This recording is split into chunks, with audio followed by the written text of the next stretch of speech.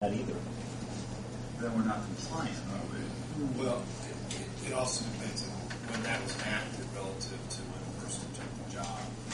I mean, it very well may have been a requirement for the successor. But and that's the way that one is written now, for the successor to have that for the planning grant.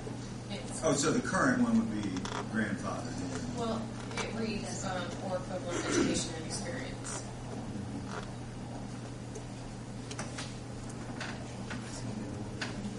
if you're going to utilize preference, though, I'd probably give it a different heading, because this does fall under job requirements. It makes sense to have that. I agree. Mm-hmm.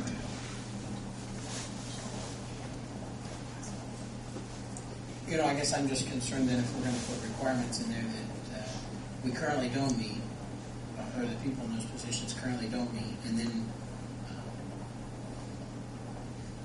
I hate to put it off another month. We probably ought to go through these and find any of those positions that we currently don't meet the requirements, the job requirements for, and either tailor those or how are we going to find another candidate? If Mark decided to leave, then how are we going to find another candidate that would meet those requirements? Well, and Jamie, I think you made a good point that somebody working their way up to this, I need to meet this, and this, and it really is kind of vague. You have to have, the 2 years supervisor experience. But I mean, to me, the job requirement is the minimum to apply for the job. So you need a GED, and then some civil engineering, enforcement, or whatever, construction and maintenance experience. I think that would be applicable. Do you want the personnel committee to meet and look over these? I would say that would be a good thing because they have not done that. Well, it's been a year, I think, from the circles. I'm not trying to push it off by a month. That's fine. I know the police departments, we had a discussion today about holding off on theirs with interviewing the chiefs that's going on right now.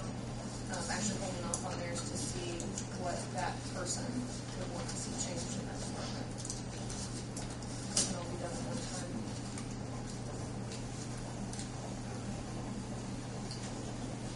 So then what we're saying is all of these, the tabling and making sure we go through them and then bring them back.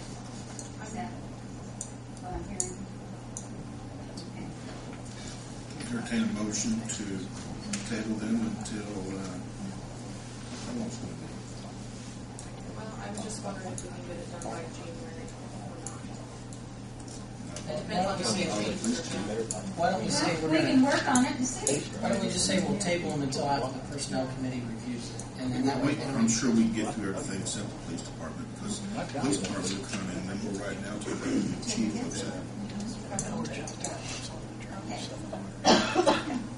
So you need a motion to table these. I'll move the table until a future meeting.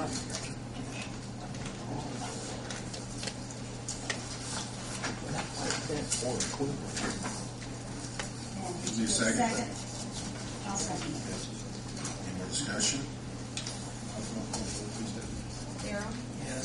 Jamie? Yes. Herb? Yes. Helen? Yes. Tabled. I had one clarification. Does the planning, does Kathy report to you, or does she report to the mayor? In the past, it reported to the mayor, but that was before we Had a city engineer. All right, so because I know the building commissioner reports on this rather than the mayor to the city engineer, which makes sense. So we're going to be changing the reporting to some of the provisions. Well, we've Yeah, already we're going to be looking at that because that may be something that we want changed. That's the way it's written up now. That's the way it is now. It will be changed. And next thing in the new business, that was going to give us the health insurance premiums. At the last Board of Works meeting, we had Tom Wartz with Sterling Insurance and Paul Pepper Cooper with Maverick, who's our current agent. They both came in with proposals. Currently, our 2010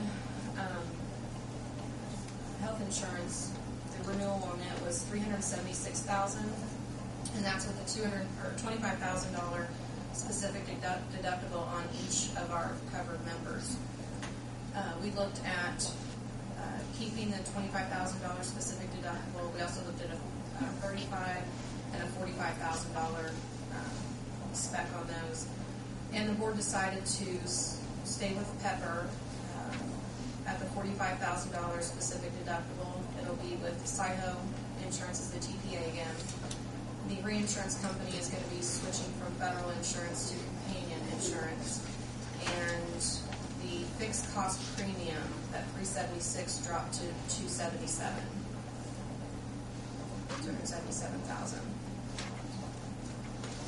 Last year was what, 376 for the fixed cost. So It's $99,000. We've had good luck. We had pretty healthy people. Any questions on that? Next item on the agenda is DLZ, present the findings of the motor study.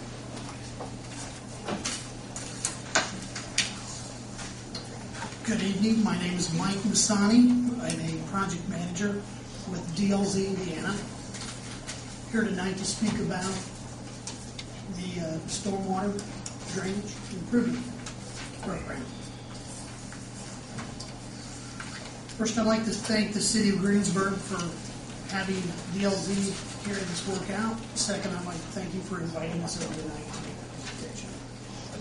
We've got about 24 slides. Some of these I'll move through pretty quick, but I'm just happy to know Mark still has a job after that first discussion. Well, now we may change that. Thank you. Well, good evening, everyone. If you have a question anytime during this presentation, feel free to ask. I also have some examples here I'll hold up at the appropriate time. And Chris Breinling, my project engineer on this particular job, passed around some handouts. So we'll go ahead and get started. Stormwater drainage improvement projects for the City of Greensburg. A little bit of background. This is a grant-funded project funded by a Rural Communities Affairs grant. The city is the project owner. Gary Murray, the city engineer, is who I answer to as well and report to. Again, my name, I'm a contractor for the city in this case. I work with DLZ Indiana. My name is Michael Masani, and I am a project manager. Stormwater drainage improvement projects, the purpose: assess drainage concerns and identify problem areas within the municipal boundaries of the City of Greensburg, recommend drainage project areas, and consider funding alternatives. Tonight the agenda is we're going to talk about the problem areas and the recommendations. We're going to do an overview of the recommendations, and then we're also going to talk about, just very briefly, about funding alternatives and next steps. Some of the considerations putting a plan like this together: in an urban setting, the urban hydrology, generally in Indiana, in many parts of Indiana, except for extreme southern Indiana, it's very flat. So the urban hydrology creates standing water and poor drainage. Now, when we pour that stormwater into a channel like you have in the City of Greensburg, the hydraulic energies tend to rip the channel banks out and tear the streams up and cause erosion. So this is not isolated to the City of Greensburg or your city. This is common throughout Indiana. Drainage problem areas that we looked at here primarily were identified by city staff. I do this for communities, other communities, and generally when I sit down with city staff, town managers, they know where the problem areas are. And I'm sure the mayor does, because when it rains, the telephone starts ringing. So when we look at what are the priority areas, typically the residents working with city officials and executives, they know where these major problems exist already. DLZ proposed project boundaries in this case, and the next slide shows our initial priority rating worksheet that we completed. This is a ranking sheet, and I'll get to that in a minute, but the last bullet here is important too. As part of this, we also put together capital outputs, which would be how much pipe it would take, what kind of inlet structures it might take, and the numbers of each, and then we estimated cost based on those capital outputs. I mentioned the initial priority rating worksheet. we apply this kind of form. We adjust it sometimes for community